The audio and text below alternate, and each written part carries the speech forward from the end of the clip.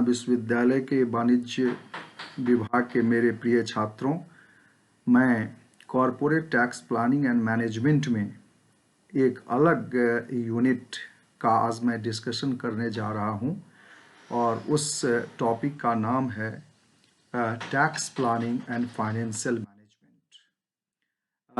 इस के अंतर्गत मैं मुख्य रूप से आपसे यह डिस्कस करना चाहूँगा कि किस प्रकार से financial management is going to be helpful in the area of reducing the tax liability in any corporate concern।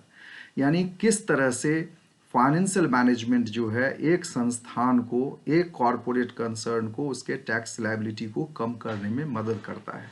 यानी फाइनेंशियल मैनेजमेंट करते समय या फाइनेंसिंग डिसीजंस लेते समय मुख्य रूप से किन किन पहलुओं पर ध्यान रखना चाहिए एक फाइनेंशियल मैनेजर को, ताकि उसका टैक्स लायबिलिटी न्यूनतम हो सके। ये मुख्य रूप से जो है इसमें चर्चा का विषय होगा। तो आपको इस चीज़ों के बारे में बताने से पूर्व मैं दो चीज़ों के बारे में बताना चाहूँगा कि financial management is basically concern with the acquisition and the utilisation of the fund. यानी फाइनेंशियल मैनेजर को किसी भी कॉरपोरेट कंसर्न में सबसे पहले ये ध्यान में रखना चाहिए कि भाई वह किस तरह से फंड को एक्वायर करे ताकि उसका टैक्स लायबिलिटी मिनिमम हो सके। तो इस संबंध में मैं आपसे डिस्कस करना चाहता हूं कि भाई there are the two different ways of financing. एक तो आप इक्विटी शेयर कैपिटल से अपना फाइनेंसिंग कर सकते हैं, दूसरा जो है डेट फाइनेंसिंग है, किसी दूसरे से लोन ले सकते हैं। ये दो आधार है।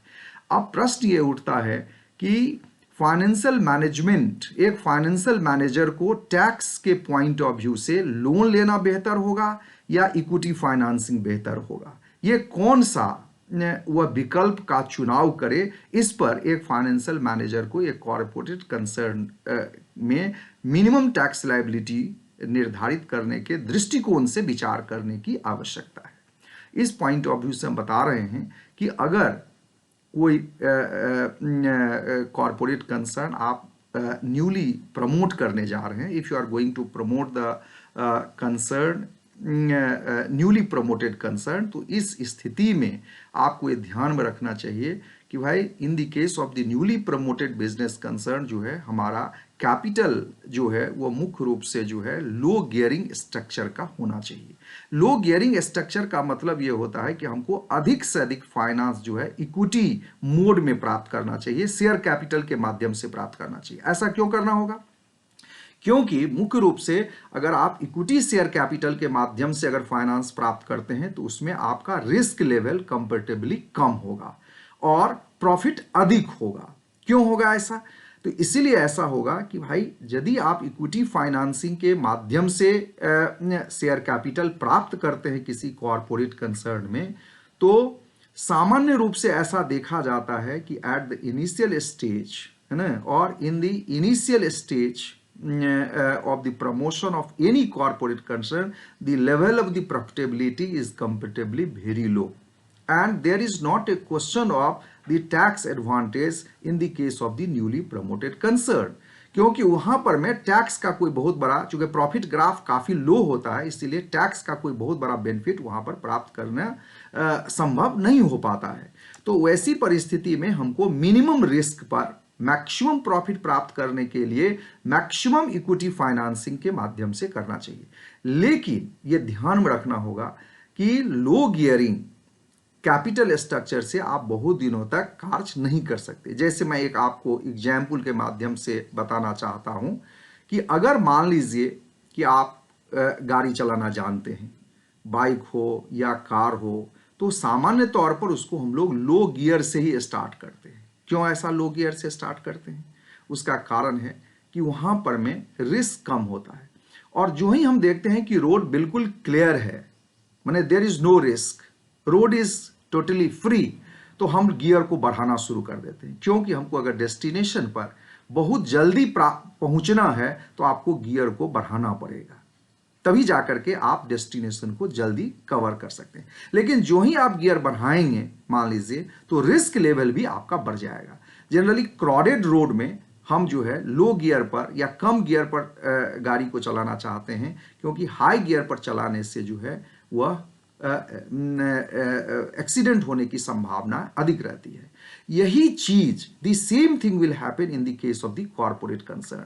कहा जाता है कि एक फाइनेंशियल मैनेजर को किसी भी कॉर्पोरेट कंसर्न को प्रमोट करते समय जो है वह शुरुआती दौर में, इनिशियल स्टेज में कम से कम जो है वह ऋण पूंजी का अरेंजमेंट करना चाहिए और अधिक से अधिक इक्विटी फाइनेंसिंग का करना चाहिए, क्योंकि इक्विटी शेयर कैपिटल पर डिविडेंड देने की कोई बाध्यता कॉरपोरेट कंसर्न को नहीं रहता है। क्योंकि आप जानते हैं कि कंपनीज एक्ट में बिल्कुल एक क्लियर कट लिखा हुआ है कि payment of dividend is not mandatory, is not obligatory. Even in the case of the profit the company has the option to defer the payment of dividend to the shareholders, और shareholders have no right to claim for the payment of dividend, है ना। और such type of proposal is never placed by the shareholders in the annual general meeting of the share holders before the board of directors for making payment of their dividend. ऐसा उसके पास में कोई अधिकार नहीं होता है। कि आप यह भी अच्छी तरह जानते हैं कि मान लीजिए कि अगर एक शेयर होल्डर जो है वह अगर बोर्ड ऑफ डायरेक्टर्स ने अगर रेट ऑफ डिविडेंड तय कर दिया है, तो they have the right, they have the option to propose for the reduction in the rate of dividend, लेकिन वह रेट ऑफ डिविडेंड को इंक्रीज करने का कोई प्रपोजल बोर्ड ऑफ डायरेक्टर्स को annual general meeting of the shareholders में नहीं दे सकता है। ये शेयर होल्डर्स के बारे में। तो payment of dividend is never, इसका मतलब ये नहीं कि हम डिविडेंड पेमेंट नहीं करेंगे, डिविडेंड जरूर पेमेंट करेंगे, क्योंकि it will go to affect the goodwill and the reputation of the company. लेकिन कहा जाता है कि फाइनेंशियल मैनेजर को प्रयास करना चाहिए कि शुरुआती दौर में रिस्क जो है वह कम से कम रहे, और इसके लिए उसको अधिक से अधिक इक्विटी फाइनेंसिंग से ही पूंजी प्राप्त करने की जरूरत है।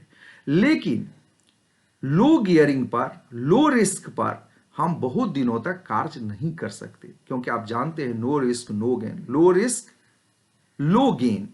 तो हमको किसी न किसी तरह से रिस्क बढ़ाना होगा। जो ही कंपनी स्टैब्लिश्ड हो जाएगी, रेप्यूटेड हो जाएगी, and once the company has established its reputation in the market, you try to increase the amount of the debt capital, है ना। यानी आपको डेट कैपिटल बढ़ाना चाहिए, आपको कैपिटल स्ट्रक्चर का जो स्वरूप है वह हाई गियरिंग में जाना चाहिए, मान लीजिए, क्योंकि आप डेस्टिनेशन जो है वह जल्दी से जल्दी प्राप्त करेंगे। क्योंकि कॉर्पोरेट गोल को अगर अचीव करना है तो you are bound to go to discharge your business activity at the high gearing capital structure आपको करना पड़ेगा, लेकिन by keeping in view the risk. अब so far the tax planning is concern, आप अच्छी तरह जानते हैं कि अगर हम डेट के माध्यम से पूंजी प्राप्त करते हैं तो वैसी परिस्थिति में उस पर जो भी इंटरेस्ट हम पेमेंट करेंगे, तो उस इंटरेस्ट को घटाने के बाद ही जो प्रॉफिट बचेगा उस पर हमको टैक्स देना पड़ता है। क्योंकि आप अच्छी तरह जानते हैं कि एक corporate concern is liable to pay the tax on the amount of the profit earn by it, यानी जो भी वह पूंजी जो भी वह लाभ प्राप्त किया है उस पूरे लाभ पर उसको टैक्स देना पड़ेगा। लेकिन वह यदि लोन लिया है और उस लोन पर उसने इंटरेस्ट का पेमेंट किया है, तो इंटरेस्ट पेमेंट के बाद जो प्रॉफिट आएगा उस प्रॉफिट पर में उसको टैक्स देने की आवश्यकता है। This will never happen in the case of the equity share capital, क्योंकि dividend is always paid after the payment of tax, but interest is always paid before the payment of tax. So there is a question of the tax benefit and tax advantage only in the case of debt financing, because the company is liable to pay the tax on that amount of the profit which comes after making payment of the interest on the debt capital. लेकिन dividend के case में, share capital के case में कोई tax advantage प्राप्त होने की संभावना नहीं रहती है। यह इस बात को निर्धारित करता है कि एक कॉर्पोरेट कंसर्न को जो है डेट फाइनेंसिंग से ही अधिक पूंजी प्राप्त करना चाहिए, जिससे उसका प्रॉफिट ग्राफ काफी अधिक होगा। If you are basically interested to maximize the profit of any corporate concern, you should go with the debt capital in the greater quantity in comparison to the share capital. लेकिन एक बात आपको हमेशा ध्यान में रखना चाहिए कि तभी संभव हो सकता है कि when the cost of the capital is lower than the rate of return as earn by the company. ये भी ध्यान में रखना होगा। यानी हम आपको बता दें कि यदि आपने डेट कैपिटल प्राप्त किया है तो डेट कैपिटल पर जो भी इंटरेस्ट का पेमेंट आप कर रहे हैं उस इंटरेस्ट से अगर रेट ऑफ रिटर्न, उस पूंजी को आप कहीं ना कहीं इन्वेस्ट कर रहे हैं और उस इन्वेस्टमेंट पर मैं आपको जितना रेट ऑफ रिटर्न मिल रहा है उस रेट ऑफ रिटर्न, वह रेट ऑफ रिटर्न अगर रेट ऑफ इंटरेस्ट से अधिक है तो वैसी परिस्थिति में debt financing is going to be beneficial for the company because there is a question of profit and there is a question of tax advantage and the tax savings for the corporate concern. लेकिन अगर मान लीजिए कि rate of interest is higher than the rate of return as earn by the company, इन ऐसी परिस्थिति में आपको लॉस की स्थिति होगी और there is not a question of the payment of tax on the amount of the loss. और वैसी परिस्थिति में आपको ज्यादा से ज्यादा इक्विटी फाइनेंसिंग करना चाहिए न कि डेट कैपिटल से, क्योंकि डेट कैपिटल अगर ज्यादा मात्रा में लेंगे तो वह आपके लॉस को बढ़ा देगा। इसीलिए आपको ध्यान में रखना चाहिए कि टैक्स के पॉइंट ऑफ व्यू से हम अधिक से अधिक डेट कैपिटल के माध्यम से अपने व्यवसाय को तभी प्रारंभ करेंगे जब रेट ऑफ रिटर्न जो है वह रेट ऑफ इंटरेस्ट से अधिक होगा। अगर rate of return rate of interest से अगर कम है तो वैसी स्थिति में हमको इक्विटी फाइनेंसिंग से ही पूंजी प्राप्त करना चाहिए एक कॉरपोरेट कंसर्न में। तो इस तरह से टैक्स के पॉइंट ऑफ व्यू से आपको विचार करना पड़ेगा कि भाई from the angle of the taxation जो है वह debt financing is beneficial but it is beneficial up to certain extent. माने you can't say that from the point of view the taxation or from the angle of the tax planning the debt capital is always beneficial for the corporate concern, ऐसा कहना गलत होगा। ये चीज ध्यान में रखना चाहिए। तो जब हम एक्विजिशन करें, जब हम पूंजी प्राप्त करें डेट के रूप में, तो हमको निश्चित रूप से टैक्स स्ट्रक्चर को भी ध्यान में रखना चाहिए, तभी जाकर के हम अपने कंसर्न के टैक्स लायबिलिटी को कम करने में समर्थ होंगे। तो ये तो एक एक्विजिशन का पार्ट हुआ। दूसरा हो गया कि भाई यूटिलाइजेशन ऑफ द फंड क्या होगा। मान लीजिए कि ऐसा सामान्य रूप से यदि हम फंड प्राप्त किए हैं तो उसको हम डिफरेंट एसेट्स में उसको यूटिलाइज करते हैं, चाहे वह लैंड खरीदने में, बिल्डिंग खरीदने में, प्लांट में, मशीनरी में, फर्नीचर्स में, आप डिफरेंट तरह से इन्वेस्टमेंट डिसीजंस लेते हैं। तो इन्वेस्टमेंट डिसीजंस लेते समय भी हमको टैक्स प्लानिंग का ध्यान रखना चाहिए, यानी टैक्स प्रोविजंस का ध्यान जरूर रखना चाहिए। क्योंकि मान लीजिए कि जब कभी भी आप इन्वेस्टमेंट करेंगे तो सामान्य रूप से आपका इन्वेस्टमेंट इक्विटी फाइनेंसिंग के माध्यम से हो या डेट फाइनेंसिंग के माध्यम से हो, तो उस स्थिति में हम लोग कहते हैं कि अगर नॉन प्रोडक्टिव एसेट्स है या ऐसा एसेट्स है जिसमें इनकम का जनरेशन एक लॉन्ग गैप के बाद होना है, तो उसमें you prefer to invest the capital in the form of equity in the greater quantity. लेकिन अगर आपको लगता है कि नहीं, हम ऐसे एसेट में पैसा लगाने जा रहे हैं जहां पर में हमको तुरंत रिटर्न प्राप्त होने वाला है, और वैसी परिस्थिति में आप डेट फाइनेंसिंग के आधार पर, डेट कैपिटल के आधार पर में ऐसे एसेट का एक्विजिशन, ऐसे एसेट में अपने पूंजी का इन्वेस्टमेंट कर सकते हैं। यह भी बात आपको ध्यान में रखना पड़ेगा। अब एक तीसरी चीज जो financial management and tax planning के पॉइंट ऑफ व्यू से बताना चाहते हैं कि भाई डिविडेंड का डिस्ट्रीब्यूशन, जैसे प्रॉफिट का डिस्ट्रीब्यूशन, एक कंपनी को जो है अपने अर्जित प्रॉफिट का एक पार्ट जो है शेयर होल्डर में डिस्ट्रीब्यूट करना पड़ता है, एक पार्ट जो है रिटेन करना पड़ता है। तो अब इस पर भी टैक्स का बहुत बड़ा प्रभाव पड़ता है। अगर आपको इनकम टैक्स एक्ट का अगर पूरा ज्ञान है या टैक्सेशन लॉ की जानकारी है तो निश्चित रूप से एक कॉरपोरेट कंसर्न के टैक्स लायबिलिटी को भी आप बहुत हद तक कम कर सकते हैं। कैसे ये संभव हो सकता है? तो सामान्य रूप से आपको जानना चाहिए, आप जानते भी हैं चूंकि कॉमर्स के आप छात्र हैं, कि भाई डिविडेंड मुख्य रूप से दो ही प्रकार का होता है। एक होता है फाइनल डिविडेंड, रेगुलर डिविडेंड कहते हैं, दूसरा होता है इंटरिम डिविडेंड। तो एक रेगुलर डिविडेंड का मतलब होता है कि रेगुलर डिविडेंड या final dividend is a dividend which is generally declared in the annual general meeting of the share holders and which is generally payable at the end of the year. ये regular dividend है, ये general final dividend भी इसको हम लोग कहते हैं। Interim dividend is generally paid in between the two annual general meeting of the shareholders. Such type of dividend is generally payable when the concern has earned the huge amount of the profit, when there is a situation of getting some abnormal amount of the profit and the company is not confident to increase the rate of dividend. सामान्य रूप से यदि company ने बहुत ज़्यादा profit कमा लिया है तो सामान्य रूप से अगर प्रॉफिट ज़्यादा कमा लिया है तो रेट ऑफ डिविडेंड को भी इंक्रीज कर सकता है। लेकिन अगर एक बार आप रेट ऑफ डिविडेंड को इंक्रीज कर देंगे तो फिर उस रेट ऑफ डिविडेंड को भविष्य में भी आपको मेंटेन करना पड़ेगा। तो अगर उस रेट ऑफ डिविडेंड को आप स्टेबल नहीं बनाने की स्थिति में हैं तो ऐसी परिस्थिति में फाइनेंशियल मैनेजमेंट ये एडवाइस करता है कि you don't go to increase the rate of regular dividend, but in the place of that you prefer to make the payment of the dividend before the final dividend which is known as interim dividend। चूंकि ये दो annual general meeting के बीच में dividend payment का हम लोग निर्णय लेते हैं, इसीलिए इसको हम लोग अंतरिम लाभांश या इंटरिम डिविडेंड भी कहते हैं। एक बात आप बिल्कुल अच्छी तरह समझ लीजिए कि जनरली जो डिविडेंड का पेमेंट हम शेयर होल्डर्स को करते हैं तो ये तो टाइप्स ऑफ डिविडेंड हुआ, लेकिन उसका पेमेंट कैसे होगा? तो दो तरह से कंपनीज एक्ट में इसका प्रोविजन है कि आप शेयर होल्डर्स को डिविडेंड दे सकते हैं। एक है कि कैश में डिविडेंड का प्रोविजन है, दूसरा है स्टॉक डिविडेंड जिसको हम लोग शेयर के रूप में डिविडेंड कहते हैं, उसको बोनस शेयर भी कहते हैं।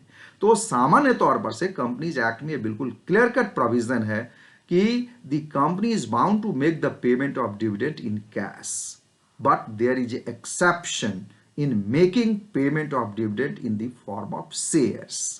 हालांकि ये कंपनीज एक्ट में बिल्कुल क्लियर कट लिखा हुआ है कि no company is in a position to make the payment of dividend in any other form except cash, which clearly indicates that the company has only one option to make the payment of dividend in cash, but you know very well that the exception is everywhere, and in a very exceptional situation or in a very extraordinary situation, company has the option, has the alternative to declare the dividend in the form of shares which is known as bonus shares और stock dividend. लेकिन इस अधिकार का उपयोग, इस विकल्प का उपयोग कंपनी एक्स्ट्राऑर्डिनरी सिचुएशन में कर सकता है। सामान्य रूप से हम लोग फाइनेंशियल मैनेजमेंट पढ़ाते हैं कि इसके लिए आपको दो चीजों को सर्टिफाई करना पड़ेगा कि भाई the liquidity position of the company is not good and the financial position of the concern is very good, है ना। यानी फाइनेंशियल पोजीशन बहुत अच्छा है लेकिन लिक्विडिटी पोजीशन अच्छा नहीं है, इसलिए कैश में अगर डिविडेंड पेमेंट कर देते हैं तो it will go to affect the liquidity position of the company, and because of that the controller of the capital issues और the ROC gives permission for the payment of dividend in the form of shares. But this right and this option is going to be implemented or executed by the company in a very exceptional situation, in a very extraordinary situation। ये बात बिल्कुल ध्यान में रखना चाहिए। लेकिन अब हम आपको इस डिविडेंड डिस्ट्रीब्यूशन को टैक्स प्लानिंग के पॉइंट ऑफ व्यू से बताना चाहेंगे। अब आप ये ध्यान में रखिए कि सामान्य रूप से इनकम टैक्स एक्ट 1961 बिल्कुल क्लियर कट कहता है कि final dividend is going to be taxed on due basis or in the year when it is going to be declared. It is never taxed on the basis of its actual payment or receipt। मान लीजिए कि अगर dividend कोई share holder प्राप्त करता है तो जिस ईयर में प्राप्त करता है उस ईयर में उसका टैक्स नहीं होगा, जिस ईयर में वह डिक्लेयर होगा, ड्यू होगा। मान लीजिए कंपनी जिस ईयर में उसको डिक्लेयर किया है, अगर मान लीजिए कि फाइनेंशियल ईयर के हिसाब से 2017-18 में अगर वह डिक्लेयर हुआ है लेकिन पेमेंट भले ही 18-19 में हुआ है तो वह 17-18 का इनकम माना जाएगा और 17-18 के इनकम के आधार पर में एक शेयर होल्डर को टैक्स देना पड़ेगा। लेकिन इंटरिम डिविडेंड के संबंध में टैक्स लॉ बिल्कुल क्लियर है, कहता है कि it is going to be payable on the basis of its actual receipt, यानी जब वह प्राप्त होगा, डिक्लेयर जब कभी भी हो लेकिन जिस ईयर में वह प्राप्त होगा उसी के आधार पर उसका टैक्सेशन होता है। ये बात आपको बता दें कि अभी जो लेटेस्ट प्रोविजंस है इनकम टैक्स एक्ट में, उसके मुताबिक जो है अभी कोई भी शेयर होल्डर अगर डोमेस्टिक कंपनी से अगर डिविडेंड प्राप्त करता है तो वह धारा 10 के अंतर्गत, सेक्शन 10 के अंतर्गत, 10 of the income tax act के अंतर्गत उस पर कोई टैक्स लगाने का प्रोविजन नहीं है, उस टैक्स नहीं लगता है। लेकिन यह भी ध्यान में रखें कि अगर रेजिडेंट एसएससी जो है 10 लाख से अधिक का अगर डिविडेंड प्राप्त करता है तो 10 लाख से अधिक के डिविडेंड पर उसको 10% टैक्स भी लगेगा, ये बात ध्यान में रखना होगा। और टैक्स प्रोविजन के मुताबिक या टैक्स लॉ के मुताबिक जो है कि अगर company goes to declare the dividend in the form of cash, in that situation the company is liable to pay the tax on the amount of the distributed profit at the rate of 12.5% under section 115-O। यानी 115-O के अंतर्गत जो है वह उसको 12.5% के हिसाब से उस पर टैक्स भी देना पड़ेगा। और एक तरह से अगर कैश डिविडेंड भले ही अभी शेयर होल्डर्स के हाथ में वह डोमेस्टिक कंपनी के केस में वह टैक्सेबल नहीं है, लेकिन अगर आप फॉरेन कंपनी से डिविडेंड प्राप्त करते हैं it is going to be taxable even in the hands of the shareholder, in the hands of the recipient, उस पर भी आपको टैक्स देना पड़ेगा। लेकिन यह बात आप बिल्कुल ध्यान में रखेंगे कि मान लीजिए कि अगर कैश में डिविडेंड का डिस्ट्रीब्यूशन होता है तो कंपनी को भी टैक्स देना है और शेयर होल्डर को भी टैक्स पेमेंट करना पड़ेगा अपने इनकम के हिसाब से। लेकिन अगर मान लीजिए कंपनी स्टॉक में शेयर के रूप में अगर डिविडेंड देती है तो वहां पर में दो जगह उसको बचत हो जाती है कि मान लीजिए कि इफ द शेयर होल्डर्स है ना are receiving dividend in the form of share they do not need to pay any tax, उसको कोई टैक्स नहीं लगेगा। और even if the dividend is declared in the form of shares which is known as bonus shares, जिसको stock dividend का, चूंकि fully paid up shares के माध्यम से ही डिविडेंड का डिक्लेरेशन होता है या उसका डिस्ट्रीब्यूशन होता है, इसीलिए उसको हम लोग स्टॉक डिविडेंड भी कहते हैं। तो अगर स्टॉक डिविडेंड के रूप में कंपनी जो है शेयर होल्डर्स को डिविडेंड पेमेंट करने जा रही है तो उसको किसी भी प्रकार का कोई टैक्स पेमेंट नहीं करना, यानी 12.5% के हिसाब से उसको टैक्स देने की जरूरत नहीं होती है। तो एक तरह से आप ध्यान में रखिएगा कि स्टॉक डिविडेंड देने से एक तो कंपनी के टैक्स लायबिलिटी में भी बचत हो गई, दूसरा लिक्विडिटी पोजीशन भी अनअफेक्टेड रहा। तो और यह भी ध्यान में रखना होगा कि मान लीजिए कि स्टॉक डिविडेंड यानी शेयर के रूप में अगर आप डिविडेंड शेयर होल्डर्स को देते हैं तो नंबर ऑफ शेयर्स जो है वो शेयर होल्डर के हाथ में बढ़ जाएगा, मान लीजिए, क्योंकि अगर किसी के पास 10 शेयर है तो आने वाले इसमें उसको 12 शेयर हो जाएगा, 15 शेयर हो जाएगा, क्योंकि डिविडेंड के रूप में भी कुछ एडिशनल शेयर्स उसको प्राप्त हो जाएंगे।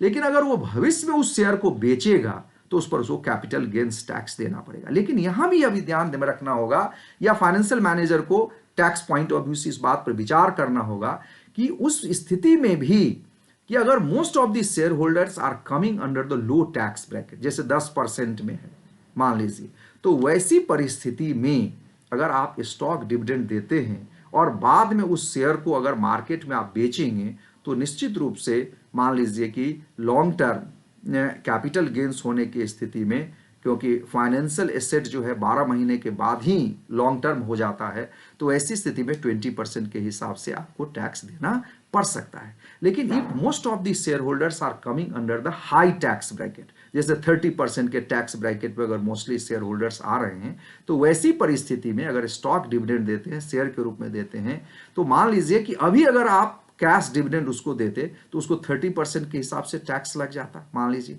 लेकिन बाद में उसी शेयर को अगर वह बेचेगा और उस पर उसको कैपिटल गेन्स मिलेगा तो निश्चित रूप से उसको 20% के हिसाब से ही टैक्स देना पड़ेगा। तो भविष्य में भी उसको जो है वह टैक्स लायबिलिटी कम हो सकता है मान लीजिए। तो एक शेयर होल्डर्स का टैक्स लायबिलिटी भी कम हो सकता है, दूसरा एक कंपनी को भी शेयर के रूप में डिविडेंड डिस्ट्रीब्यूशन से टैक्स सेविंग्स हो सकता है। तो एक फाइनेंशियल मैनेजर को कंपनीज एक्ट के साथ साथ जो टैक्सेशन लॉज है इस दोनों को ध्यान में रखते हुए जो है वह डिविडेंड का डिस्ट्रीब्यूशन करना चाहिए। एक तीसरी बात जो हम आपको बताना चाहते हैं इस संबंध में कि एक डिम्ड डिविडेंड का भी कॉन्सेप्ट है। डिम्ड डिविडेंड का मतलब होता है कि भाई जो डिविडेंड रियली नहीं है, लेकिन उसको हम लोग मान लेते हैं। सामान्य रूप से 2 4 5 ऐसे डिस्ट्रीब्यूशंस होते हैं कंपनी को जिसको डीम्ड डिविडेंड के अंतर्गत होता है। जैसे कंपनी के लिक्विडेशन के समय में आप एसेट्स का डिस्ट्रीब्यूशन कर रहे हैं, अगर कोई कंपनी का माने सब्सटेंशियल इंटरेस्ट शेयर होल्डर्स हैं उसको आपने लोन दिया है, या कोई डायरेक्टर्स और ऑफिसर्स को आपने लोन दिया है, तो मान लीजिए उसको हम लोग डीम्ड डिविडेंड मानते हैं। ये डीम्ड डिविडेंड का एक पार्ट टैक्सेबल भी होता है और यह सेक्शन 1034 के अंतर्गत एग्जेम्पशन भी प्राप्त होता है। तो इसको भी आपको अच्छी तरह से समझ लेना चाहिए। तो उससे क्या होगा कि फाइनेंशियल मैनेजमेंट में डिसीजन लेने में from the taxation point of view आसान हो जाएगा।